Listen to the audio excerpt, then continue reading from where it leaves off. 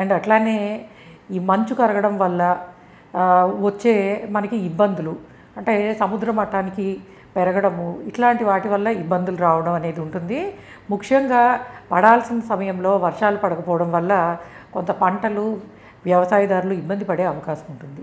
అలానే కుజుడు రాజు అయిన కారణంగా సో ఈ సంవత్సరము ఇది మనకి మన తెలుగు పద్ధతిలో చూస్తున్నది కాబట్టి ప్రపంచం మీద ఎటువంటి అంటే ఓవరాల్ ఎలాంటి ఎఫెక్ట్ ఉంటుంది అని అంటే కొంతవరకు అనవసరమైన విషయాల్లో యుద్ధాలు, ఈ బార్డర్ రిలేటెడ్ ఇష్యూస్ కోర్స్ మనకి సిన్స్ 2-3 ఇయర్స్గా నడుస్తున్నవి, అవి కొంతవరకు అలానే కంటిన్యూ అయ్యే ఛాన్స్ ఉంటుంది.